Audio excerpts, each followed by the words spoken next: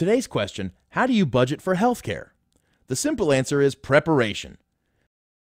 Take a realistic look at your health and what it costs to maintain and protect it.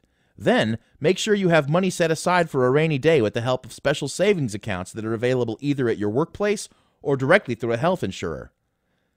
Each year, the cost of healthcare takes a bigger and bigger chunk out of a family's budget. And unlike banks, if your savings get wiped out because of your healthcare costs, your family won't be getting a government bailout.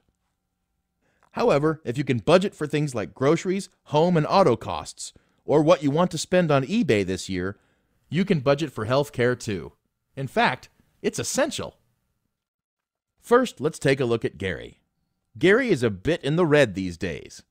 Already this year, he had to pay for some costly prescriptions for himself, his son broke his arm, and his daughter required surgery to take out her tonsils.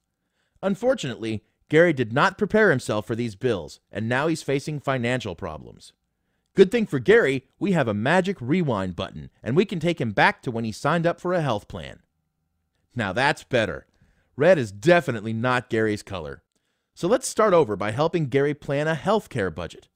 Though it may sound scary, it's really pretty easy. Let's begin by looking at Gary's fixed healthcare costs.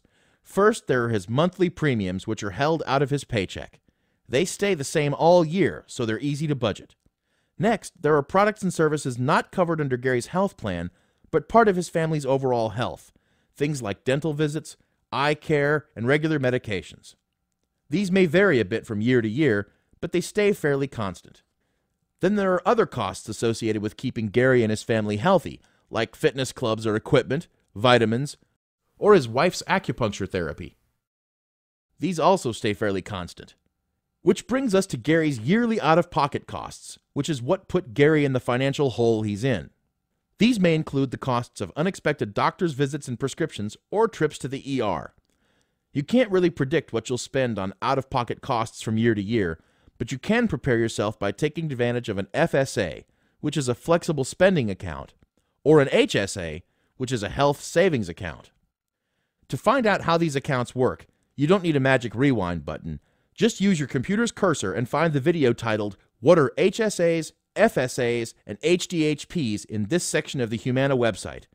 But as a quick review, these accounts help you put away money for a healthcare rainy day, as well as help pay for some of your regular healthcare costs.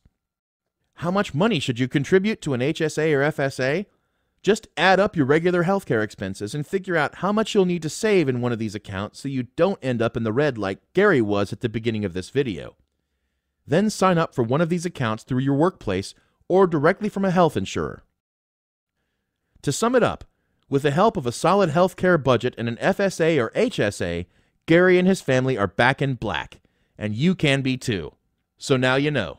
Until next time, stay smart and stay healthy.